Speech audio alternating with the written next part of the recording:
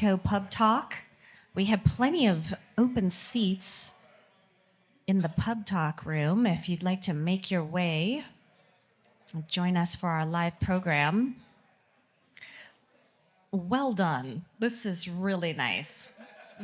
If I had a prize, it would go to you guys. Yeah, thank you. Yeah, you're going to get a lot out of this program.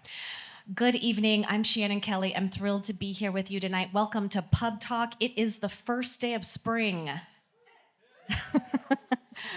in Central Oregon. Very gray. I'm hosting tonight's Pub Talk program thanks to MC sponsor OSU Cascades. Oregon State University Cascades is thriving because of the support of organizations like EDCO and of Central Oregon community members just like you.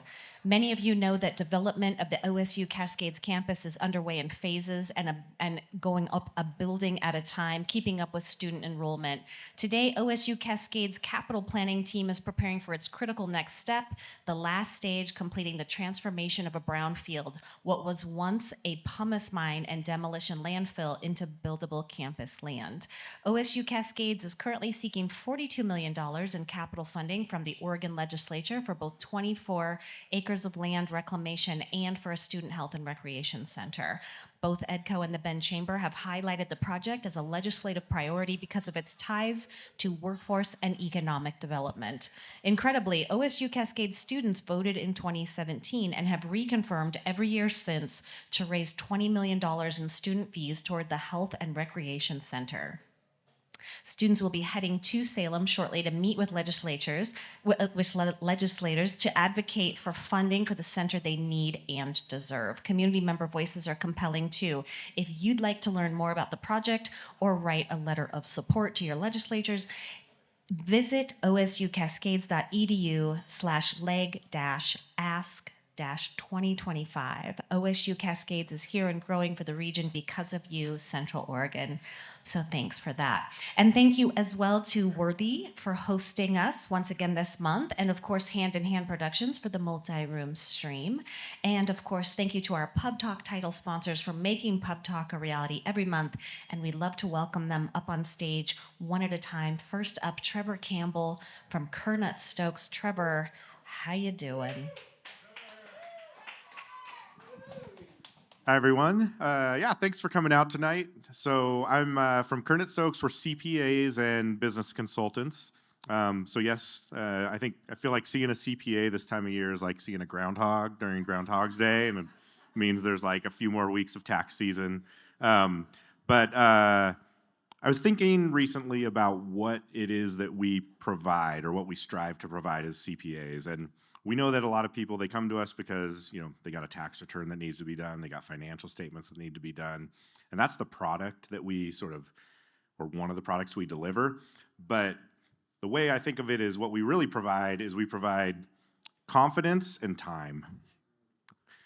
We want business owners to be able to concentrate on the things that are the most valuable to them.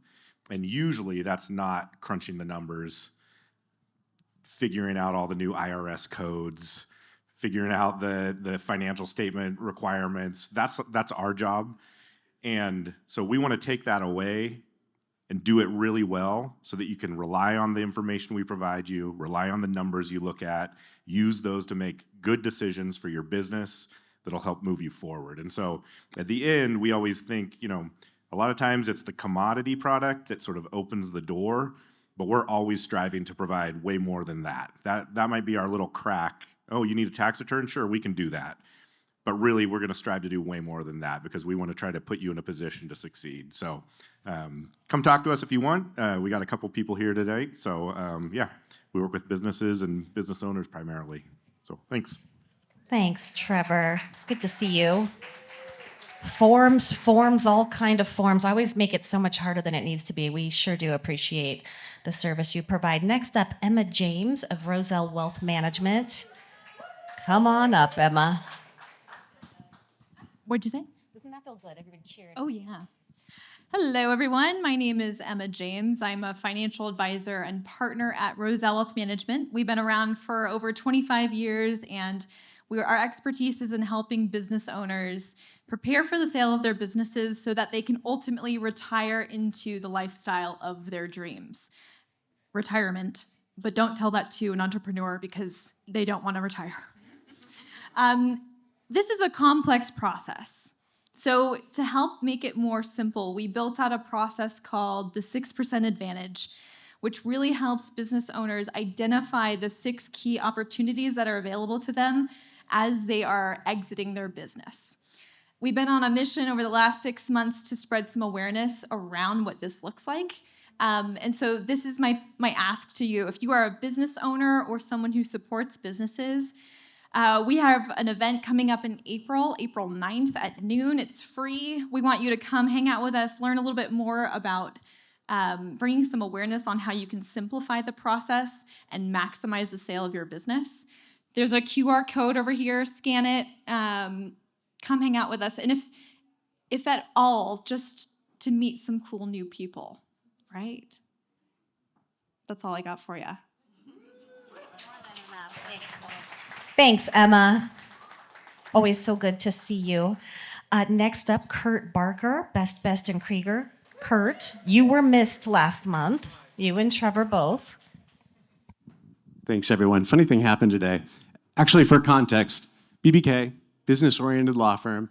Hopefully, most of you know I spend my time trying to prevent employee problems and lawsuits, but I also do a lot of defense, too. So that means dealing with, what are they called? Plaintiff's lawyers. And something happened today. We got a particularly nasty letter from a particularly uninformed lawyer against a really beloved client, longtime, well-known local business. So I guess what I'm trying to say, I could really use a lawyer joke. Does anybody in the audience have one? I'm serious. I could really, you got Dave, please.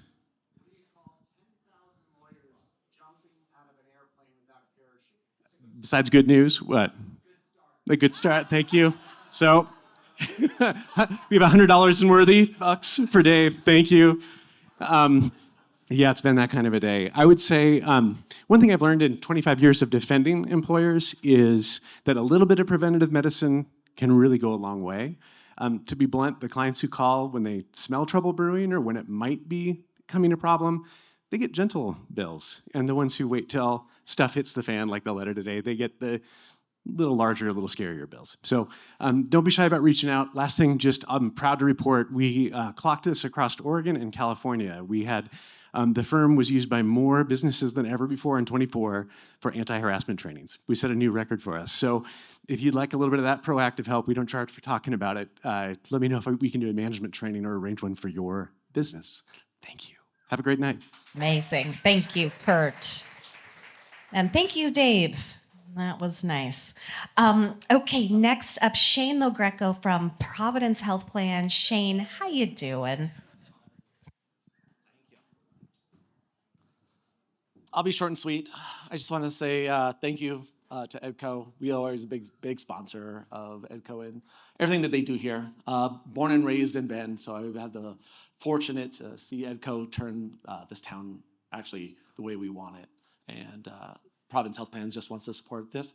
The big thing I want to push today is that preventative care is the best care. So when it speaks of your health, please go in to see your PCP.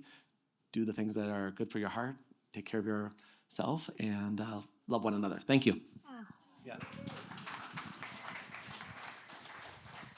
It is rare that we get an aw here, so nicely done. Nicely done, Shane. Next up, Jordan Smith from VLOC Systems, but is it? Thank you. Hey, everybody. My name is Jordan Smith with VLOC Systems becoming CMIT Solutions. So as I mentioned last month, it was really hot. We were acquired and we got to join forces with CMIT Solutions, which gives us a little bit more firepower. So there's 83,000 users that we support across the whole national system.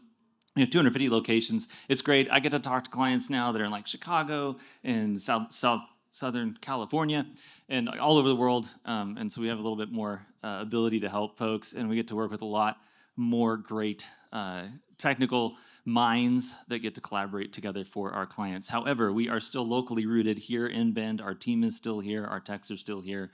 If you're a client of ours, all the people you're used to working with are still here, and we'll continue to do that. So This is kind of my second announcement. Next month, I shall have a slide that will be void of the VLOC Systems star, and I will bring some swag that you guys can go sell on eBay for hundreds of dollars.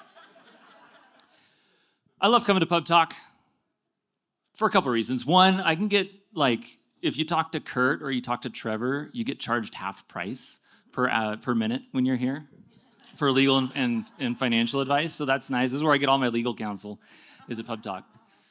But also, I love being part of EDCO and seeing EDCO thrive. And one of the things that EDCO loves to do is create jobs in Central Oregon, right? Like, that's a big deal for us. Is anybody hiring in the room? I'm not looking for a job. I'm just curious. Yeah. So one of the things we find is there's such a headache when you hire somebody new, right? And they get down, they sit at their computer, and their password doesn't work, and the applications aren't installed, and they're not ready to actually work and train and do the things you need them to do. One of the great things we've done at VLOC Systems, and we're bringing to CMIT Solutions, is creating that onboarding experience for new employees for our clients. It's awesome now. It's very automated. We have a very rigorous checklist that we build with you to make sure we get everything done right. And then we have some really cool automated tools that do all of that before the employee even starts. So as long as you tell us in advance. If you tell us when they arrive, we can get it done pretty quick, but that's a lot harder. So anyway, if you want to find out more about that, please come find me here at PubTalk. And that's all I got. Thanks.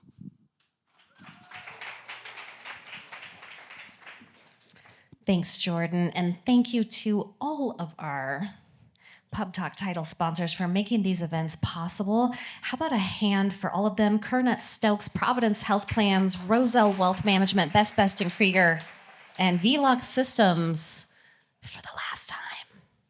For the last time. These partners really do make these events a reality. We're just so grateful. So now for an update on the economic development efforts from EDCO CEO, John Stark. Come on down, John.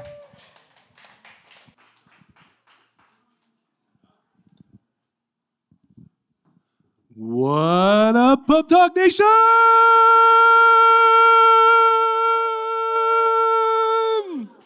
Welcome, everybody. Glad you're here. What a great evening to be out. Thanks for coming out tonight. Really appreciate everybody's attendance. I've got a couple of announcements for you tonight. One of which is a new partnership with the Bend Chamber of Commerce on the legislative front. Most of you know we're in session right now, and we started out with about 3,500 bills. That's a lot of work for one organization or one individual to do this work. And so we've partnered together with the Bend Chamber. Talina's in the audience in the back right there from the Bend Chamber. And so Sarah Odenthal, Katie, and I have put together an agreement to work together this legislative session on a shared agenda in order to add capacity to this work. So I've testified on behalf of the Bend Chamber and EDCO. She's done the same on behalf of EDCO. And that's added some really new synergies for us, and it's allowed us to carry a lot larger legislative agenda with a broader set of circumstances for this year. That's phase one. And it's been great. So I just applaud the efforts and the opportunity to work with the Chamber in this front. Phase two is together we're forming a regional business alliance. And that regional business alliance will be, in fact, regional. So we're partnering with other local chambers throughout the region. And of course, our local office of EDCO to bring together this partnership and identify priorities for what regional businesses want us to work on at the state legislature. Meanwhile, back at the state legislature, under the leadership of Senator Broadman, a regional legislative caucus is coming together with our 9 elected legislators to create one synergistic voice of the state legislature coming out of Central Oregon. And that's a big deal. Why? Well, things are flattening in other parts of the state from an economic development perspective. Right now, if you look at the population numbers 2020 through 2024, about 26,000 residents were created here, new residents to Oregon. Well, 12,000 of those came from Central Oregon. So we're contributing a significant amount to the population growth of Oregon. And if you look at the GDP numbers through 2023 from 2019, so a 5-year run, 19 through 23. If you do the math, that's 4, but if you count all the years, it's 5. Yes, I did go to math school. Our region is leading the state in GDP growth, led by Prineville, 52.5% GDP growth compared to about 9% by the state. And so we've got a voice that should be heard because we're carrying a lot of the economic power in the state right now as a percentage of growth.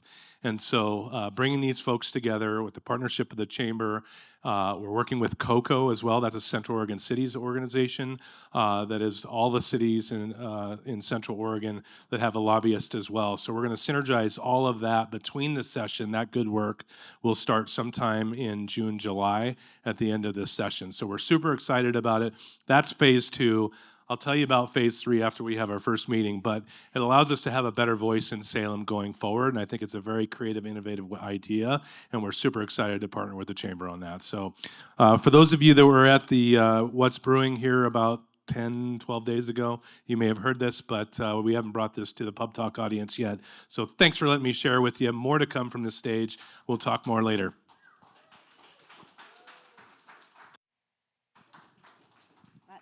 That is very cool, John Stark. Thank you. Love to hear about everybody working together. Well, we'd like to extend a thank you to all of our EDCO members. EDCO membership underwrites a variety of support and resources, including events just like PubTalk and efforts to build a prosperous and sustainable economy. If you're not a member, we'd love for you to become one. So please talk to the EDCO team, meet with Larry. Is Larry in the room? He's nearby. So meet with Larry or talk to anybody from EDCO, and we'd love to make you a partner. And tonight's company update, speaking of partners, is brought to you by Umpqua Bank. Umpqua Bank is a proud sponsor of the EDCO PubTalk series. At Umpqua Bank, our local bankers proudly serve our community by providing the expertise to help build and maintain meaningful relationships. Umpqua Bank, together for better. And for Central Oregon small and medium-sized businesses striving to scale and succeed in today's competitive landscape, Barrett Business Services stands out as a trusted ally dedicated to fostering growth and operational excellence for their clients. By partnering with BBSI, small businesses can confidently navigate the complexities of business management while focusing on what it is they do best, driving innovation and serving their customers. Our personalized service and local team empower business owners to make informed decisions, optimize their resources, and achieve their strategic goals. Meet with Chris Piper, BBSI's area manager, who is here tonight. Chris, are you in the room? Well, he's nearby. I can sense it. Meet with Chris Piper tonight to learn more. We're thrilled to have you join us for an exciting evening of innovation and insights, and we would love to kindly ask each of you to remain in your seats until the end of the presentations. And we have 3 fantastic companies presenting tonight. So following the presentations, we'll have a short moderated Q&A with all 3 panelists at the same time. So it's a little different format than what you might be used to at PubTalk. If for any reason you do need to leave early, we ask that you remain in the networking area where we will simultaneously be broadcasting the presentations. Thank you hand in hand for that. And this way you can still enjoy the programming without disrupting the speaker. So thank you for understanding, for cooperating. Obviously, if there's an emergency and you need to head out, please do. But we hope that you will enjoy the program tonight. We are so excited to welcome to the stage a recent Ben Venture Conference winner, Health Elements AI, for a company update. Joining us on stage tonight is Russell Authur. He is a technologist, AI engineer, and entrepreneur. Russell is the co-founder and CTO of Health Elements AI, which spun out of the Paul Allen Institute of AI to make high-quality healthcare more accessible and affordable. Health Elements automates the abstraction of health data from the electronic health records using cutting-edge LLMs, supporting important quality improvement processes while alleviating nurses from a massive data entry burden. Welcome to the stage, Russell.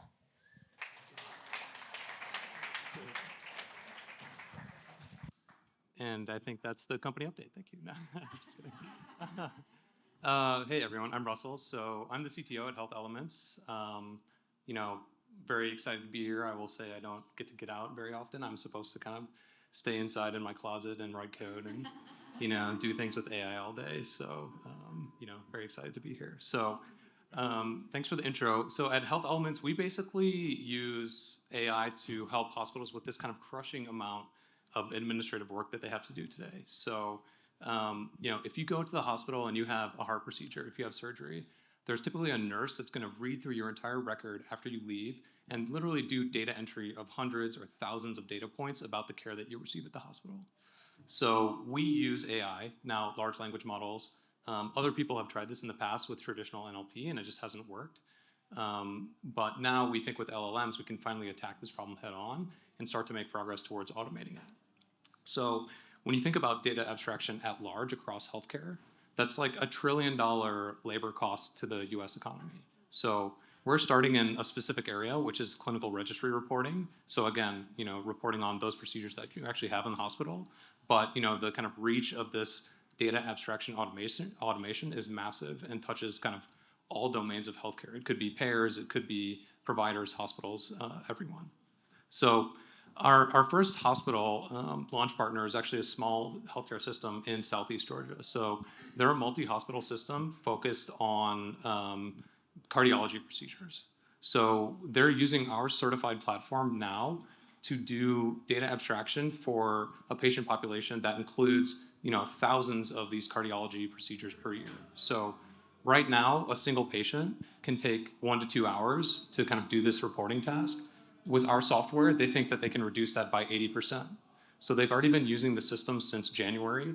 We're live, we're fully integrated with their Epic EHR system, and we're seeing AI accuracy results that are over 90%. So we're either meeting or exceeding the accuracy that their human nurses are getting when they're doing this task now.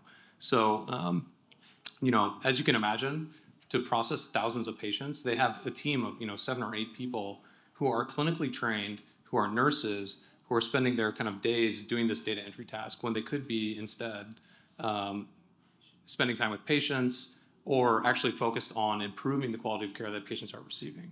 So, that's kind of feeds into our mission and really where we want to make an impact at Health Elements. So, really excited about how that pilot's going. That's kind of our really heads down work right now. And we think we'll be fully live in their kind of entire workflow in Q2 of this year. So, I wanted to just also touch on a couple challenges that we have. One is healthcare data is highly regulated, right? So the way that you have to get access to data, the way that you store data, all of this is kind of controlled. So, technically, there's a challenge there. And there's an additional challenge in that even though like access is being opened up now, it's not universal across health systems. So, when you think about reading a patient record, it's not as simple as walking into a hospital and saying, hey, give me a PDF of your patient record, and then going to, letting the AI basically go to town on that, right? So, there have been advances there that have made a difference. Things like FHIR is a keyword that you'll kind of hear thrown around a lot in healthcare, but it's not universally adopted. But, now we're starting to see, and we're really building for the kind of next generation of data warehouses. So those are things like your Databricks, your Snowflakes, where hospitals are starting to transition their underlying data, their underlying patient data to these systems. So, that really helps us shortcut the privacy concerns and other things, because now we can think about taking our solution and running it entirely within the data warehouse of the hospital. So, we're no longer responsible for storing and processing that patient information. And, on top of that, like using AI to actually try to automate something is its own unique challenge, right? And luckily our team has an extensive background working with clinical registries, both on the kind of data entry and clinical side, as well as on the technology side, in terms of how the data is collected, where it needs to go, and validating all the data that any AI is extracting. And then, the other kind of challenge that we have is the healthcare sales cycle can be super long, and that security review process is a big part of it. But there's also just a ton of stakeholders that you have to convince. But, we've been really fortunate to get conversations with kind of key stakeholders at companies, at hospitals, because, everyone's interested in AI right now. And everyone wants to understand how they can use AI to automate this kind of massive amount of administrative work that they're doing. So, that's been great for us, and we're really looking for like partner number 2 right now, and that's, going to be something I'm sure we'll close out in the next few months. Yeah, and in terms of what else is next for us, we are hiring right now, I think mainly on the engineering side. So if there are folks that are interested in AI engineering, large language models, healthcare data, privacy, anything like that, please do come say hi afterwards. Yeah, and that's us. Thanks. Amazing. Thank you. That was me. How about another round of applause for Russell? It's so exciting to hear how things are coming, but Russell, don't go too far because I am going to bring you back. Okay, so hang tight. If you have questions, maybe make a note of them. We'll get to all the questions at the end. Our events are not possible without the support of our community partners, such as TDS. Over the past 10 years, TDS has invested nearly $100 million across Central Oregon in broadband infrastructure, working to future-proof connectivity services by ensuring the most advanced technology and robust network available. Our fiber optic network continues to expand, outpacing new business and residential growth and technology demands. And as a way of giving back and to say thank you for the past 10 years of serving Central Oregon, TDS recently rolled out a free upgrade to 1 gigabyte internet to all customers and serviceable addresses. This exciting upgrade serves as a testament to the infrastructure upgrades made over the past 10 years and TDS's commitment to providing unmatched connectivity service across Central Oregon. Next up, we are thrilled to invite to the PubTalk stage Matti Neustadt, CEO and founder of V4 Final Inc. V4 Final Inc. is the legal technology firm dedicated to showing the measurable value of in-house legal teams through AI-powered workflow automation. Their platform provides a SaaS-based contract review process designed to enable in-house legal teams to efficiently and effectively review customer red lines.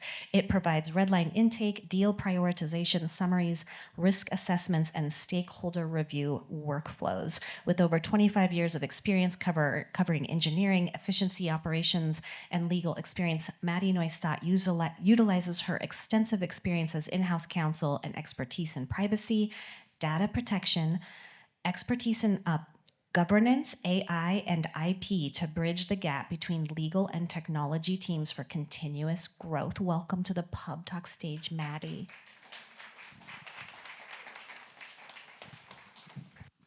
Thank you. And who's like brain dead from the number of jargon in that last thing? I'm so sorry about that. Do I have a clicker? Yes. Oh, there it is. It's underneath the paper. All right. So she's giving you the brief of V4 Final, but most of you don't know me. I am Matti Neustadt, and I am an engineer turned lawyer, Bachelor's of Science, Purdue University, boiler up, brackets not busted yet, and have constantly been an innovator and technologist even as I transitioned to an in-house legal role. Won me some awards for how well I made in-house counsel more efficient and effective, but I always struggled in-house, and that is because I had no numbers. I was an engineer, I wanted numbers, I wanted hard data, and in-house counsel needs metrics. We are a cost center. On the P&L sheet, we are firmly in the L side. So if we want to show we have value, we have to send out this annual pulse survey. Would you rate us as effective, likely effective, kind of effective? And measuring impact is really disruptive. This is some of your top cost headcount at a business. You don't want to have them spend time entering numbers into tracking sheets. Now, legal tech has taken off a lot with AI, but all of this stuff is built for outside counsel, for private practice law firms that make their money by billing hours. Sorry, Kurt. In-house counsel does not show their value through how many hours they bill. They show their value by being very effective and understanding the business prospect of their single client that is their employer. So what if I told you you could both make your counsel more effective and bring the receipts to prove that you have made them more effective? And that comes to my expertise as in-house counsel for a variety of high-tech firms. The hardest thing I did in-house was not teaching lawyers how to be good lawyers. We had great lawyers. The hardest thing we did was have to teach them of the business they were coming into. Teach them what the business priorities were, what our goals were, what the values are, how to take risks, how to get the information about the products and services and operations of the company so that they could be a good lawyer really fast. And that's what we've done with V4 Final. We've created a solution that will automate the intake of legal review and help the lawyers gain the valuable business information they need as quick as possible. Yes, we use AI. If you don't use AI right now, you're just wasting time.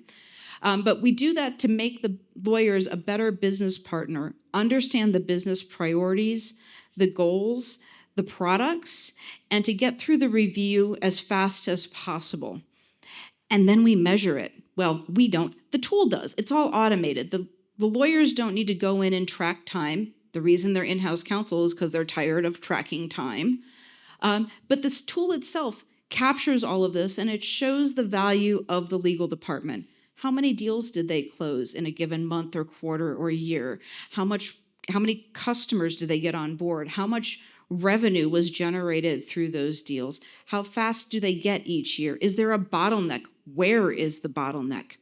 We can measure all of this and allow the legal team to better partner with the business to demonstrate their value and to basically bring the receipts, show the numbers, real data on how well they're operating within the business. Super important right now as we head into possibly an economic contraction where these in-house legal teams in that big L side of the P&L have to justify their existence and their budgets. If they can go in and show that they can generate revenue and that they can be a valuable business partner, they can protect their headcount and their ability to continue to work in the company.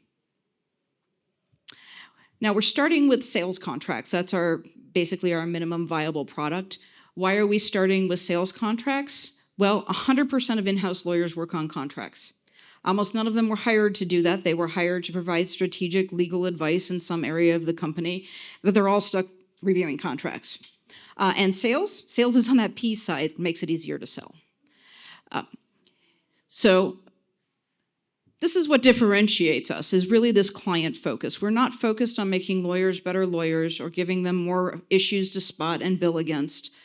We want to provide the lawyers all of the business information, the client-centered information that they need to be effective and efficient lawyers. We've given them AI assistance to accelerate their client understanding, their risk understanding, their communication capabilities. And then we've provided the ability to do context-aware collaboration. The legal team can collaborate directly with the business in the exact context necessary to get the contract closed. And then we've provided data-based evidence to the general counsel and the legal team to prove that they add value to that company and are a valuable partner. So we've got two birds, one stone. First bird is faster legal reviews. Second bird, is the value the legal team provides to the company. What's the market look like this? Well, for legal tech alone, we're looking at a $50 billion plus total available market. In the United States alone, there are over 175,000 businesses with in-house legal departments, and legal software for this, even based on customer feedback responses, is anticipated and will probably retail for $150,000 to $300,000 per year for a license, with an average around $175,000 to $200,000. This gives us an addressable market of over $45 million in the United States alone. I do not know what happened with that headline. Whoa! I speak a new language. Sorry about that. That should say business model. I'm not sure what language it's in. This is obviously SaaS licensing. By the way, that does not look like that on my screen. It's SaaS license. Pricing is going to be based both on the enterprise size, the number of employees, because any employee can be a stakeholder in the business. So we want to make sure that people don't feel they can't pay for this enough to have every person in the business have a say. And then it'll also be based on the LLM deployment model. Some of the larger target customers do have internal LLMs that they run themselves. Otherwise, it'll be a decision of the customer itself whether they want to use a public LLM or deploy an internal LLM, and that will affect cost. We'll also have feature-based add-on pricing and have a revenue model for API licensing for inclusion into some of the largest contract lifecycle management platforms. We also have a product roadmap available for expanded functionality, different types of contracts, and non-contract legal review. We are a small but mighty team right now. Simon Pope, my CTO and co-founder, is in the back there waving his hand. If you'd like a demo of the wireframe of the prototype, please reach out to him. And Ruth Bruce Sleater is our technical advisor. Between the two of them, there's over 2 million lines of shipped production code, and between the three of us, over 100 years of industry experience spanning all levels of industry. Right now, we're in the middle of raising a $2 million seed and angel round on post-money valuation cap discount on safe or convertible note. So that's just kind of where we're at right now, and I'm here to tell you how that is. Awesome. So cool. Okay, now don't you go too far away because we're going to bring you back up. Happy nurses, happy lawyers. This is going really well. Thanks, Matti. The Center for Business, Industry, and Professional Development and Central Oregon Community College is dedicated to helping local professionals and business owners achieve growth and success. With a strong reputation for high-quality, affordable education, we are committed to making professional development accessible and affordable to Central Oregon. The Center for Business offers practical training across high-impact areas such as leadership and management, project planning, and business resilience. Explore more at cocc.edu/Center for Business. Next up, we are excited to welcome to the stage Tristan Burke from Niche and Leads. Tristan is the co-CEO and co-founder of Niche and Leads, an innovative AI-powered platform designed to transform the way businesses capture, nurture, and convert high-intent leads. Niche and Leads has developed its platform as an AI-native solution, reimagining traditional lead management to fully leverage the capabilities of artificial intelligence for digital advertising agencies. The system automates various processes, including responses, qualifying, upselling, and follow-ups faster than any human can, ensuring that every lead is engaged around the clock. Welcome, Tristan. Wow. Okay. I did not write that. That must have been AI. That was great. Okay, cool. Sweet. And where's the clicker? Oh, it's right here. 3 buttons. I was hoping for one. Big one. That's next? Okay, got it. Cool. Okay, cool. Hey, everybody. My name's Tristan. Long story short, I'm the CEO of Niche. A little bit about me.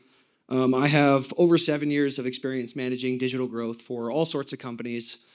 For companies as small as mom and pop home service companies, as well as large as big enterprises that you'd know like MGM or America's Got Talent or Golden Entertainment. So where Niche started last year was while we were on our very first performance call with a large plumbing client of ours that was spending a lot of money on advertising.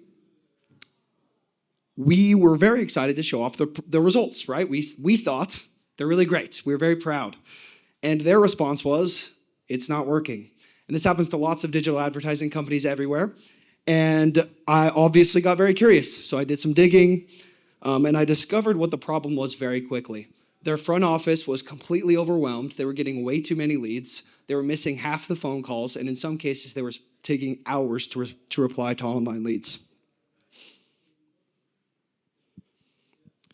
So what our platform does is it fully automates the front office. It handles all the inquiries, all the scheduling, all the billing, all the follow-ups, and more across every single advertising platform and every single lead source. What this results in for someone like, say, an HVAC company or a home improvement company is not just more revenue, but it actually unlocks scalability that it's actually frictionless. So they're able to scale much quicker and much faster because of this.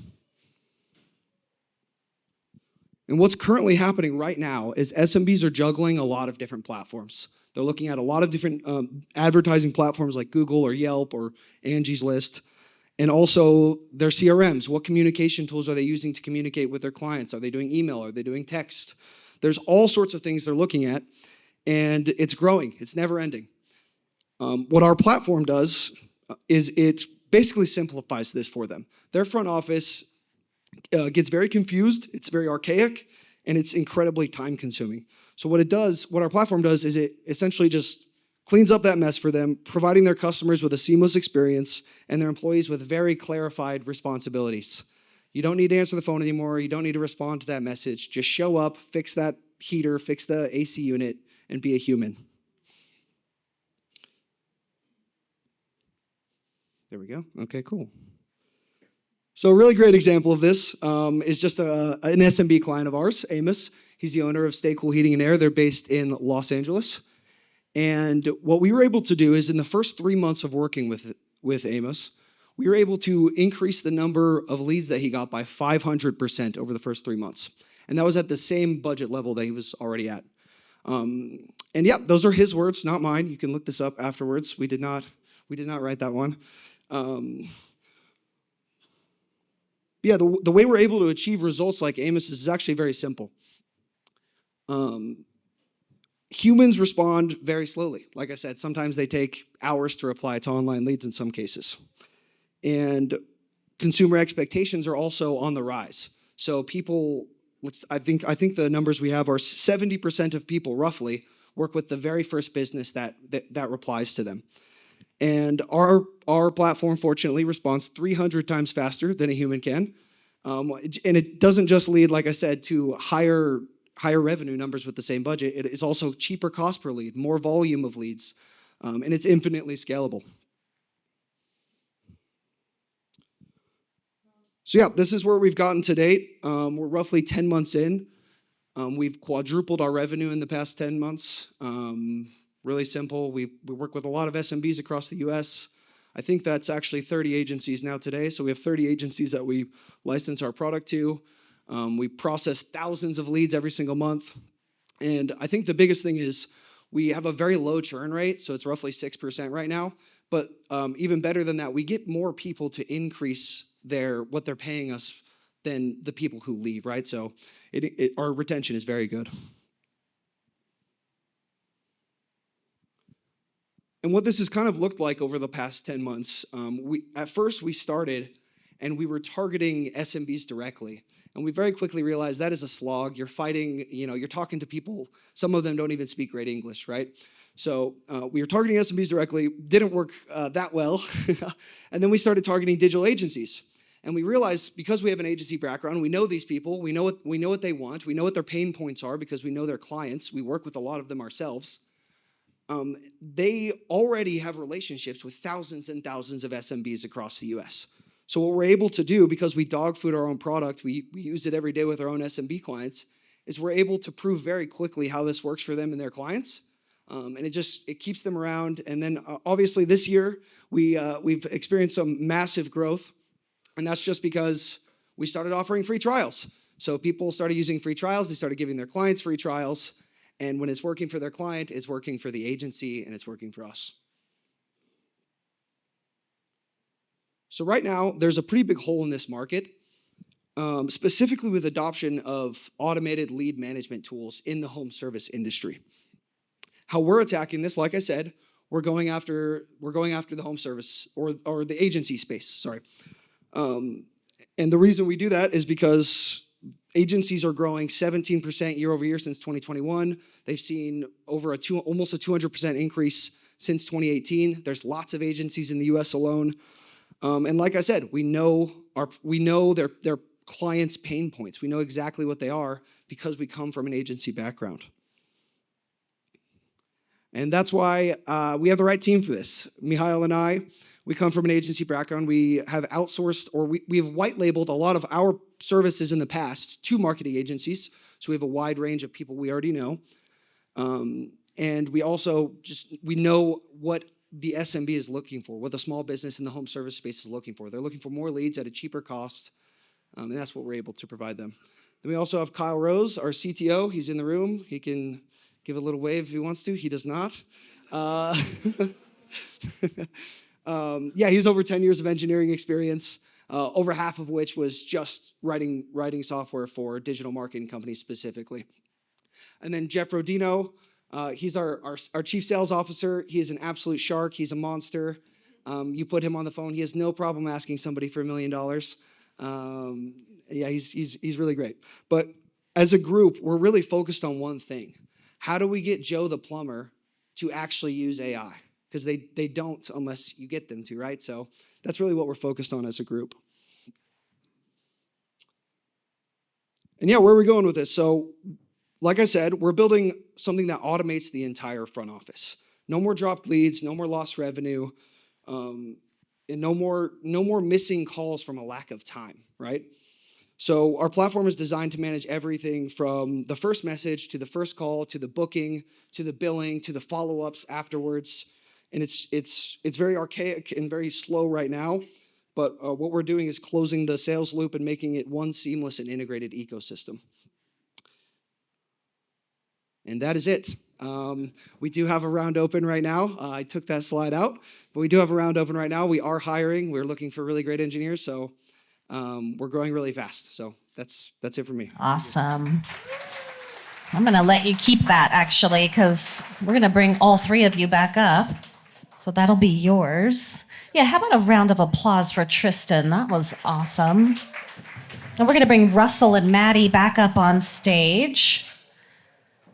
Oh, a round of applause for all three of our presenters. We're going to begin with some questions on emerging AI innovation in Central Oregon, followed by an open session of questions from all of you. I'm sure you have many, many questions. How are we doing? We're shuffling around. I guess y'all are going to want some microphones. Matti, one for you. And one for you, Russell. Okay, thanks for being here, you guys. This is so cool, and I love that you're using it in 3 very different ways. So I'm going to start. My first question is, how do you approach ethical considerations and data privacy when deploying AI solutions in your operations? And feel free, you don't have to all answer each question, but if you have something to add, please do. I'd love to answer that question because one thing I didn't mention in my experience is my 17, 18 years of experience as a lawyer and an in-house lawyer has been in the field of digital regulatory compliance. So I've been working with privacy, cybersecurity, data protection, AI governance for almost 20 years. And, I don't even think of it as an add-on. It's something we are building in from the very base level of the solutions we're providing and documenting it. Again, I'm really big on bring the receipts, show what you're doing, because I have a customer base that is buying this, that is dealing with confidential trade secret business information as well as privileged attorney communications and advice. So, not thinking of it as just not part of the deal.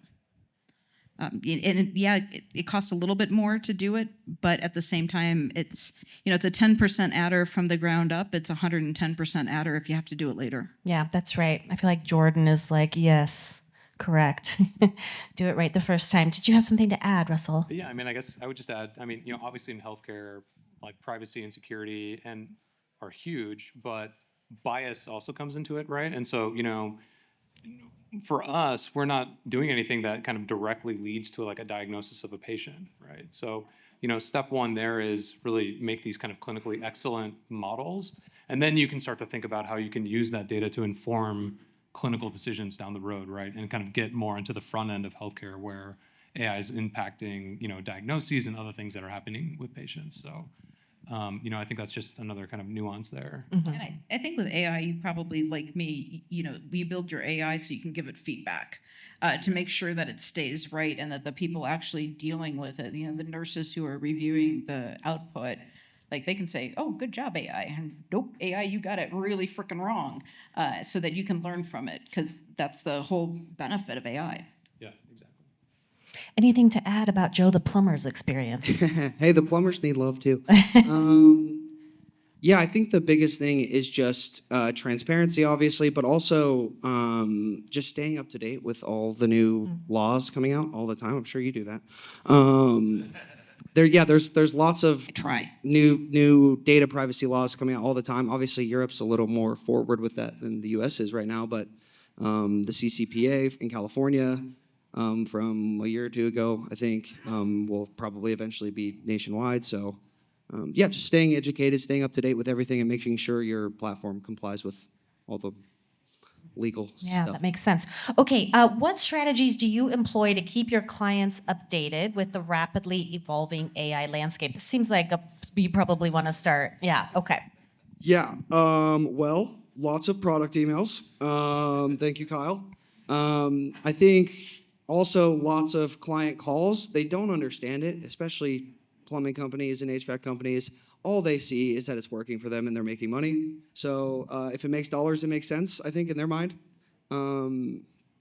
We have some clients who really are very forward on it, right? We have a solar company in Las Vegas who told me literally a couple weeks ago, I want a sales team with no salespeople. That's what he said to me, right? So it's different for everybody, but maybe we'll do a webinar series someday. I don't know. We're not doing that right now.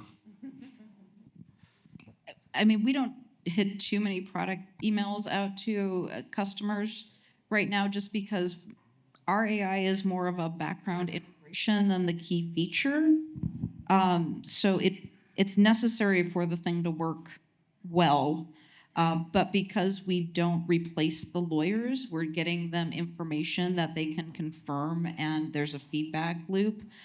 We're mostly about transparency in our documentation to help people understand exactly how we use AI, what data it has, and where its limitations are, so that they don't over-rely on it and let it make decisions for them. Sense. Yeah, I mean, I think what Matti said is exactly spot on. And, I mean, also a lot of nurses are nervous right now about AI kind of coming and taking their jobs. And, a big part of what we're doing is reinforcing to them that that's not the case. Like, we're not here for your job. We're here to take, like, the worst parts of the stuff that you do on a day-to-day basis away so that you can do, like, all the great stuff and, support it with all the evidence and everything else.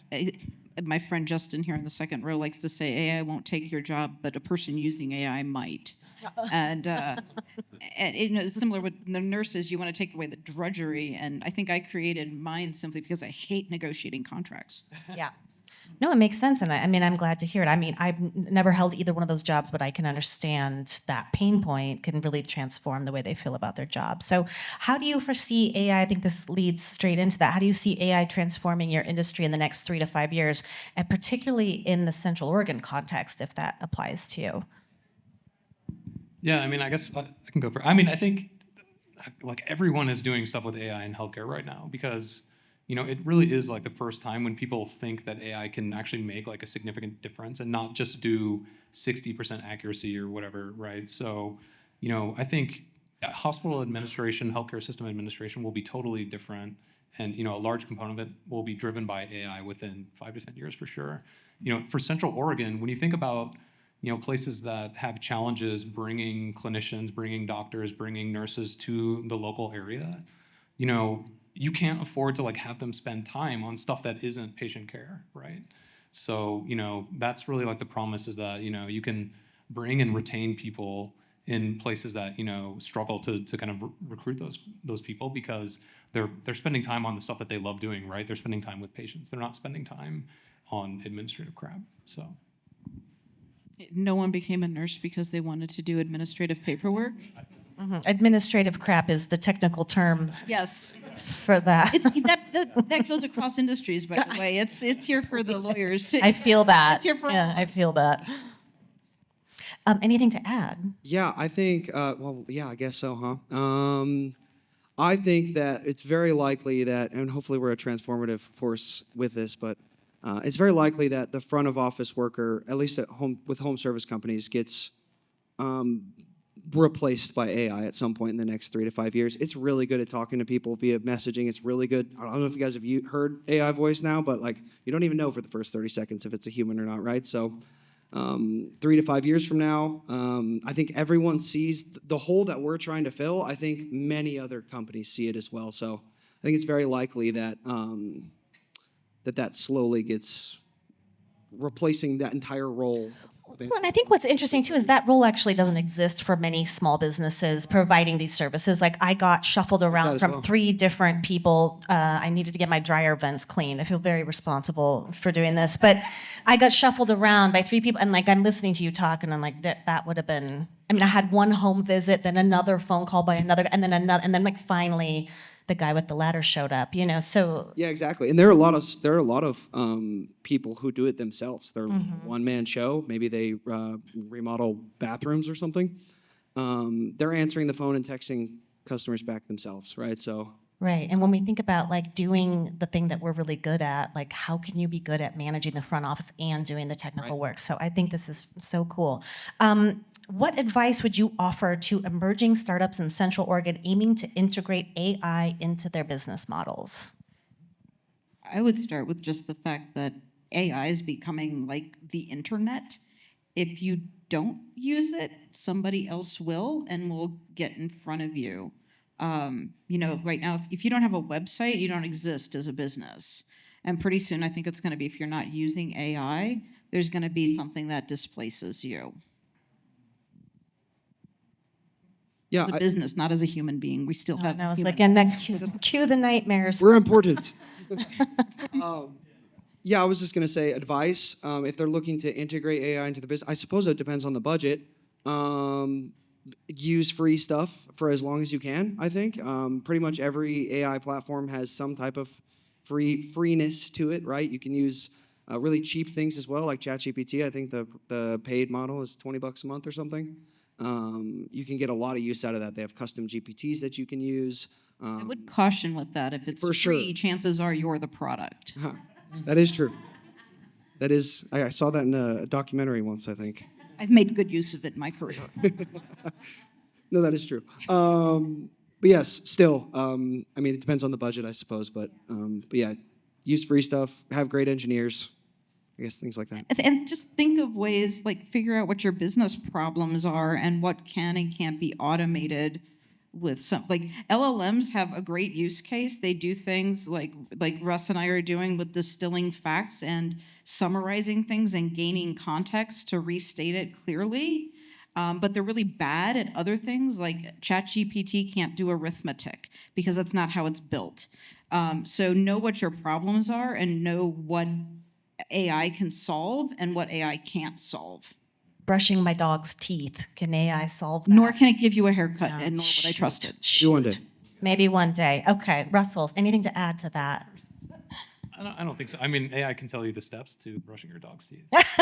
Oh, I know the steps. I know the steps. So, Yeah. You know, I mean, yeah, I think I really like the idea of just experimenting with cheap tools that are out there, and Yeah. you know, just to get a flavor of how things work and what you can achieve. You know, it's not like, you know, it used to be to do anything with ML, you had to spend millions of dollars and have huge training data sets. And like, you know, when I was at Amazon, we were like, the stuff that we were trying to do was insane in the scale, right? And now it's like, you know, we'll take a data set of 100 patients and like, we can do a ton of learning from that. So, you know, just kind of try it out and see if it can do stuff that helps you. I mean, Yeah. Yeah. Thinking about the things we don't want to do in our businesses. So I'd love to open it up to questions to you all. If you have questions for, yes. I got one for the medical records. What's the human review like? And you said something about, are you integrated with Epic so that it does the data entry directly into Epic? And so this is a question for Russell. And do you have, is there a human review element?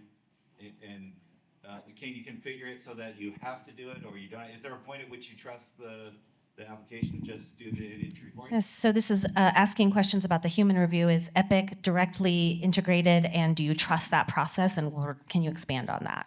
Yeah, I mean, I think those are all great questions, and you know, those are things like if we did a demo, you see answers to a lot of that right away. But you know, first, 100% of it right now is human in the loop. So we're not okay. Maybe like patient name, we answer without human in the loop, but otherwise, you know, there's the actual clinician that does this on a day-to-day basis, reviews every recommendation, and those are actually presented along with evidence directly from the medical record.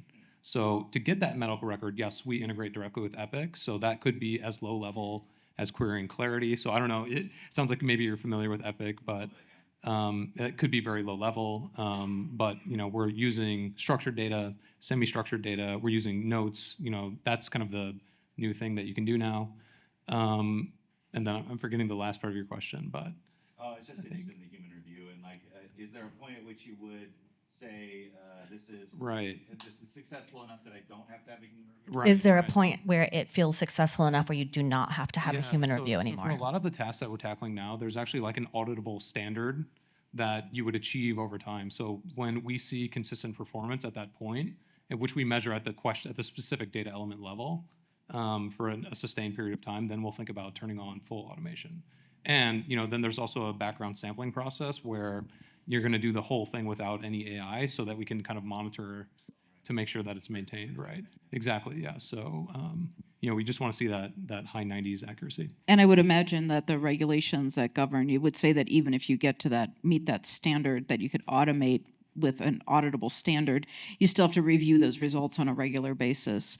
So, because I don't think, at least with my knowledge of the global laws regulating responsible AI, you'll never fully get out of human in the loop, even if human behavior itself trusts the AI more than it possibly should. There's still somebody's name on the bottom line, right? Right. That's a great question. Thank you. Any other questions for our friends up here? Yes, Talina.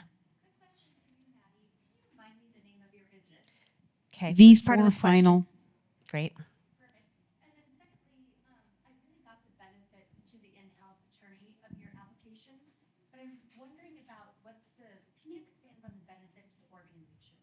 Yeah, so this is a question. She understands the benefit to the attorney for the in-house attorney, and she wonders if you can expand on the benefit to the actual organization. The primary benefit to the organization is going to be the increase or the decrease time it takes to provide individual legal reviews. So if you look at our first product for the sales contract, if you normally close, say, 15 sales deals through legal review in a quarter, if you can now do 20 or 30 of those, that's additional revenue.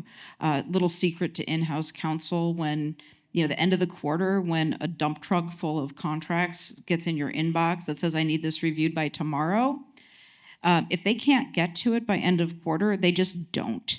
A lot of people wrongfully believe that they start sending that out to expensive outside counsel, but in fact they don't. It just waits till the next quarter or the next fiscal year. So the faster you can get those contracts reviewed.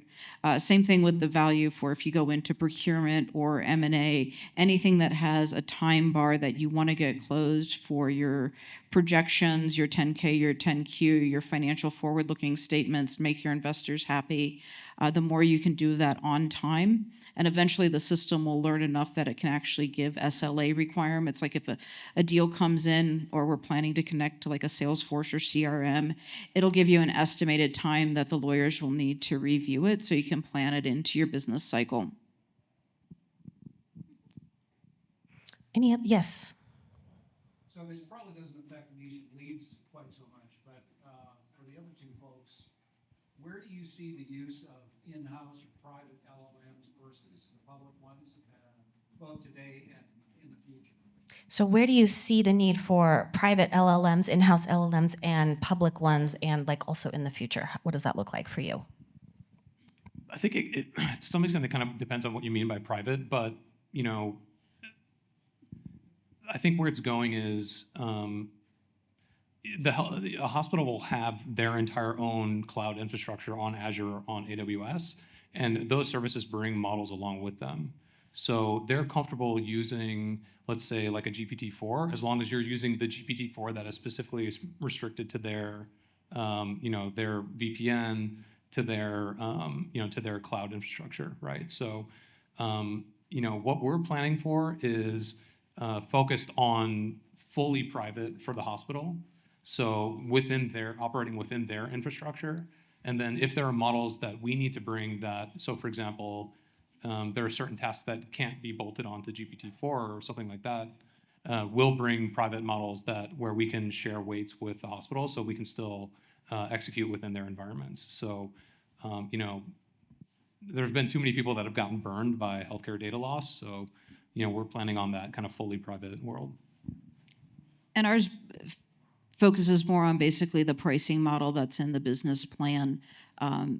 We don't have, in-house legal doesn't have nearly as much structured research data that a health record would. So the risk to discovery of confidential information via the vector data stores that might go outside the security boundary of our customer into a public LLM, that can really be made on a risk basis for the customer itself. And we can help walk them through what that risk basis is and weigh that against the cost benefit of a public LLM or bringing in-house a private LLM, whether it's in-house dedicated infrastructure or cloud. But our clients, because of the nature of their business, may decide that public is fine for them versus paying for the more expensive dedicated. So it'll be more of a business question for our customers. And any other questions? Actually, yeah. Is there any way, and I'm not sure how I'm even supposed to, or how to ask this question per se, but with blockchain, right? Because I'm hearing a lot of like privatization, and there's a decentralization inside of any blockchain, right? And all of that data can remain effectively housed and stored in every single one of those. Is there any talk or any discussion around utilizing the blockchain inside of AI or something along those lines that would allow for some of this decentralization? Because like what I'm hearing inside of all this is this AI continues to consume information, continues to consume and consume and consume, and there's no other block or essentially that helps to deregulate some of those things. So like you have this behemoth that now has no other way of being able to be, I mean, what human is going to be able to go through that? We're going to have to use an AI to be able to figure out that information. Yeah, so this is... Is there, like I said, it's a little bit of a complicated question. I'm not even sure how I'm specifically asking it, but is there a blockchain kind of element that could be added into this to make sure that this doesn't get... Is there any consideration of using blockchain to try and manage this massive growth that's happening here? At least in the solution that V4 Final is building, the short answer is not really. The primary benefit and the problem that blockchain would solve is one of provenance and kind of that, who had access when. And for internal looks at our customer data and the logs that are created internally, we have other less complicated ways of doing audit logging than throwing a blockchain on top of it. So it's kind of just not worth the extra engineering effort to throw it into ours. I see that for you. I would say that more so from the healthcare perspective. I'd be more concerned about that. Well, I mean, is your concern really around the volume of healthcare data that is coming into existence via AI synthesis and other things? What I'm hearing inside of all this. Yeah. I mean, I think, like to Matti's point, still the provenance of the data is still super important for healthcare, and you need to know who has manipulated it, and more importantly, if you think about like a cryptographic method, like has it been changed, right? I think, I don't know. Honestly, I would have to think about that for a little bit. And I'm sure there are people that are applying blockchain within healthcare. I'm just not totally sure right now what we would use it for. I mean, outside of our companies, I see more use of blockchain in cryptographic logs and security incident logs that are trying to remain immutable from threat actors who try to change the more mundane logs that people like Russell and I might rely on in our own tools. So again, it's just solving a problem we don't have. There's other solutions on the market that solve it. Yeah, such an interesting part of the conversation. I'm wondering if there's, everyone's like, yeah, AI. What are we not considering, and what are people not aware of that they should be aware of? And when I say people, I mean like the general population, the public. AI is just a tool. It can be used for harm as much as it can be used for good. So make sure you know what people are doing with it. Sure, I don't. Unless you want to sleep, I mean. Yeah, right. Yeah, right. Yeah. I don't know what else to tell people on that. About like the environment. Yes, please. I was just going to say, AI is like a wave of technology, and you either are going to get crushed by it or you're going to ride it like a surfer. So, yeah, you just got to ride the wave, I think. Yes, I think we're going to need some webinars. I think we're going to need some mass public education campaigns. You, sir. Zoom calls. Action item from the help. Do we have an AI note taker in here for this? I know, does anybody recording this? What about like the environmental implications? Are we watching that? Are we monitoring that? Are you specifically interested in this part of it, or? You say that again? Like the environmental implications of the storage and what it requires to manage this, and that seems to be like another piece of this pie that's kind of massive. I mean, it's a bit of a double-edged sword, really. I mean, yeah, AI takes a lot of power, and that's why we have different pricing models, because the power leads to more expensive, and that's what happens. And at the same time, if you look at the benefits to Central Oregon with our adequate and excessive solar power and hydropower, and the ability to cheaply, or at least more cheaply than a lot of other geographies, run data centers, it could actually be a boon for the economy here. We just have to do it responsibly and not, what's a better word for willy-nilly? That makes me sound silly. Reckless. I think it's reckless. Yeah, we can't be reckless about it, but we have to be thoughtful. And I think that's why, I think the partnership here with EDCO is great, because if there's one thing I've learned from EDCO is that we're really interested in the responsible development of the Central Oregon economy. Yeah, absolutely. Yeah. I hate to do an analogy, but I had a debate with somebody a long time ago about tipping culture in America. And the only way you could, because he didn't want to tip people, right? The only way you could stop tipping culture in America is if everybody stopped tipping people, right? Because then restaurants would be forced to pay their employees more. So I think it's kind of similar. If you didn't do it right, if they're going to build the data centers anyways, right? Google and Microsoft and all the big companies are going to be doing this like crazy. So if it's not us doing it as startups, who's doing it, right? It's going to be the big guys. They're doing most of the usage anyways, right? So I think, like you said, we just need to do it consciously, right? Yeah, I appreciate that. Yeah. That's really the point. Yeah, I mean, and I think ideally it can help take care of itself over time, because more compute requires more energy, but so therefore it requires more money.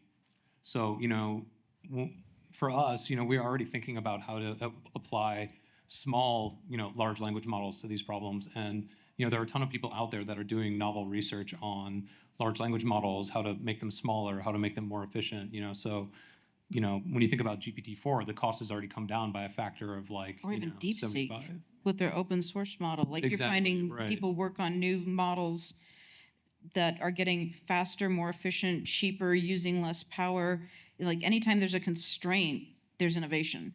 Yeah, exactly. So I think, there are people working in the space that care a lot about environmental problems, and I think everyone can work together to be conscious about those kinds of things. And there's also going to be people acting in bad faith when it comes to caretaking for the environment, but hopefully it solves itself. Shoot. Yeah. Okay, yes, right here. Yeah, I'm curious, what are you guys doing to insulate your businesses from the rapid growth and changes of AI? And like you were saying, Yeah. we can see these advancements a year ago where ChatGPT was, for example, where it is now, and y'all are building your business models around what the models are now or what they're capable of now. So what are you guys doing to protect yourself against Yeah, this is a great question. So what are you all doing to insulate your businesses for this rapid development? We're being built to be LLM agnostic, because LLM is just part of the value we add. It's not the whole value we add. We know our customers will have different LLMs that they want us to use, especially if they have their own deployed internally. One I even talked to is a major IT or major tech company that is developing LLMs. So of course we have to use theirs. They're required to. So whatever's available, we're building to use it. And luckily, most of the integration is super easy. Right, Simon? Okay. Yes. Right, Russell? Yeah. I mean, I think being agnostic is part of it, and then exactly, making sure that you're addressing an actual business problem and not just building an LLM for doing something, right? And I think, for us, this problem has existed for decades, and now it's only getting worse with additional reporting requirements and other things. So, we don't think that problem is going away. The LLM or the AI that you use to solve it could definitely change, for sure. So. Yeah, I mean, I agree. I mean, sometimes we have a feature where we deny a service or accept a service, right? There is maybe an HVAC guy who doesn't do portable AC units, right? And sometimes one LLM will give you one answer, and sometimes another one will give you another answer, whether he does that or not, right? So, staying LLM agnostic is very important. But yeah, I think you have to also just be nimble, right? You have to be ready to change your product offering at any time. So I think that's probably the most important thing, is just having the ability to pivot, having lots of energy when you do it, and just saying it with your chest, I guess. Yeah. Yes. And there is a dryer vent guy who doesn't do stackable machines, but there's another guy who does. So yeah. I don't know what that's about, but there's a lot of random requests. Yeah, I'll say there is. Okay, how about a round of applause for Tristan, Russell, and Matti? Really well done. And I also want to say before you go that each of you presented really beautifully. So well done on that front as well. But thank you for that was being my second time with the Good pitch. job. That was excellent. Very excellent. Thank you, Yeah, I know we have lots of questions for you, so connect with these guys on your way out tonight and follow along, and I hope you'll all come back and give us an update soon. Thanks for being here. Really appreciate you. Yeah. I have a little LLM in my head. All right, my friends, just a couple of quick announcements. Tonight is not possible without our media sponsor, Mansky Media. When was the last time you did a review of your company's current marketing strategy and systems? When was the last time your website was updated? When was the last time you posted on social media? And when was the last time you did a video or photo shoot? When was the last time you ranked on Google? And when was the last time you made a to-do list? You're probably getting the picture that there are a lot of facets of marketing your business, and these often get overlooked by busy business owners and managers. Don't be one of those that if someone asks you when was the last time you worked on these vital business systems you couldn't confidently answer. Mansky Media is here to assist with any marketing needs, including but not limited to digital ads, websites, SEO, social media, videos and photos, email marketing, graphic design, and more. In other words, if you need any form of marketing help for your business, Mansky Media should be the first call you make. And that way you can always say with confidence that your marketing efforts are up to date and working as they should be.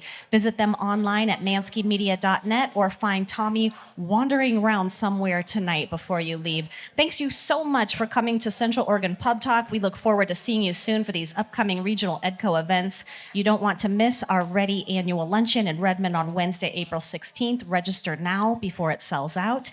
And we'll be right back here at Worthy on Thursday, April 24th for the next Central Oregon Pub Talk. And mark your calendars for our Maiden Bend tour on Thursday, May 8th. And we are taking Pub Talk on the road. For our May 22nd event, we will be heading to Madras, and you don't want to miss it. For more information on these events, head to edco.com, edcoinfo.com/events. And special thanks again to Worthy Brewing and Hand in Hand Productions for making all of this happen. I'm Shannon Kelly. Thank you so much. Front row, you are my hero. Have a great night. I'll see you in a month.